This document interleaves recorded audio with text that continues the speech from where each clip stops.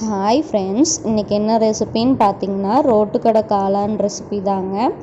வீடியோக்குள்ளே போகிறதுக்கு முன்னாடி நம்மளோட சேனலை சப்ஸ்கிரைப் பண்ணாமல் இருந்தீங்கன்னா மறக்காமல் சப்ஸ்கிரைப் பண்ணிவிட்டு பக்கத்தில் இருக்கிற பெல் ஐக்கானையும் கிளிக் பண்ணிவிட்டு இந்த வீடியோவை பாருங்கள். வாங்க இது எப்படி செய்யலான்னு பார்க்கலாம். இன்றைக்கி நான் வந்துட்டு 1 கப் அளவுக்கு முட்டைக்கோஸ் எடுத்துருக்கேங்க. நல்லா பொடியாக நறுக்கி வச்சுருக்கேன். இது கூடயே வந்துட்டு ஒரு பெரிய வெங்காயம் வந்துட்டு நல்லா பொடியாக நறுக்கி வச்சுருக்கேன். அதையும் போட்டுட்டு இது கூடயே வந்துட்டு ஒரு 1/2 ஸ்பூன் இஞ்சி பூண்டு பேஸ்ட் போட்டுக்கோங்க. இது கூட வந்துட்டு ஒரு ஸ்பூன் சிக்கன் மசாலா, ஒரு ஸ்பூன் மிளகாத்தூள், 1/2 ஸ்பூன் கரம் மசாலா தூள் போட்டுக்கோங்க.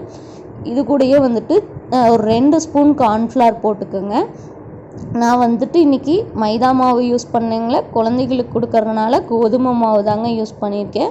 ஸோ இது ஹெல்தி தாங்க. ஒரு 1/2 கப் அளவுக்கு கோதுமை மாவு போட்டுக்கோங்க. இது கூடயே வந்துட்டு இந்த பக்கோடாக்கு தேவையான அளவு உப்பும் போட்டுக்கோங்க. உப்பும் போட்டுட்டு நல்லா மிக்ஸ் பண்ணிக்கோங்க. ஈவனாக இந்த மசாலாலாம் மிக்ஸ் ஆகிற மாதிரி கொஞ்சம் கொஞ்சமாக தண்ணி தொளிச்சு இந்த பக்கோடா மாவு இருக்குல்லங்க, ரொம்ப தண்ணியாகவும் இல்லாமல் கெட்டியாகவும் இல்லாமல் மீடியம் கன்சிஸ்டன்சியில் இந்த மாதிரி நல்லா கரைச்சி எடுத்துக்கோங்க.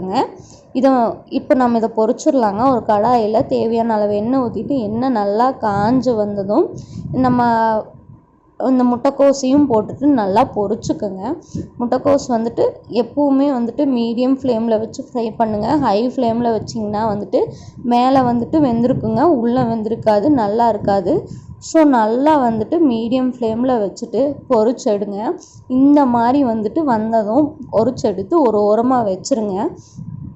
இது இப்படியே சாப்பிட்றதுக்கு நல்லா இருக்குங்க. இது மட்டும் மசாலாவோடு சேர்த்து சாப்பிட்டாலும் நல்லா இருக்குங்க. இப்போ ஒரு மசாலாவுக்கு தேவையான அளவு எண்ணெய் ஊற்றிக்கோங்க. எண்ணெய் ஊற்றிட்டு ஒரு பெரிய வெங்காயம் போட்டிருக்கேங்க. அதையும் போட்டுட்டு இப்போ நம்ம பொரிச்சு வச்சுருந்த பக்கோடாவை வந்துட்டு நல்லா குட்டி குட்டியாக வந்துட்டு பிச்சு போட்டுக்கலாங்க. ஆறுனதுக்கப்புறம் இப்போ ஒரு மிக்ஸி ஜாரில் தேவையான அளவுக்கு ஒரு 2 தக்காளி எடுத்திருக்கேங்க. அது கூட மஞ்சத்தூள், கொஞ்சோண்டு மிளகாத்தூள், காஷ்மீரி மிளகாத்தூள், தனியாத்தூள் எல்லாமே வந்துட்டு அரை ஸ்பூன் தாங்க. ஏற்கனவே அதுலேயும் மசாலா இருக்குது. போட்டுட்டு நல்லா எண்ணெய் திரிகிற அளவுக்கு இந்த தக்காளி பச்சை வாசம் போகிற அளவுக்கு நல்லா வதங்கிட்டு உங்களுக்கு எந்த அளவுக்கு தண்ணி வேணுமோ அந்த அளவுக்கு தண்ணி ஊற்றிக்கோங்க. நான் இன்றைக்கி ஒரு 2 கப் தண்ணி ஊற்றிருக்கேங்க. ஊற்றிட்டு இது கூடவே தேவையான சால்ட்டும் போட்டு நல்லா மிக்ஸ் பண்ணுங்கள். இது வந்து நல்லா பச்சை வாசனை போட்டு கொதித்து வந்ததும் ஒரு ஸ்பூன் கார்ன்ஃப்ளவரை ஒரு 1/4 டம்ளர் தண்ணியில் கரைச்சி வச்சுருக்கேங்க. அதையும் ஊற்றிட்டு நம்ம குட்டி குட்டியாக பிச்சு வச்சுருக்க அந்த ரோட் சைட் காளானையும் போட்டுட்டு நல்லா வதக்குங்க. உங்களுக்கு தண்ணியாக வேணும்னா கொஞ்சோண்டு தண்ணி ஊற்றிக்கோங்க. எனக்கு தண்ணியாக வேணாங்க, எனக்கு இந்த கன்சிஸ்டன்சிலே போதும்.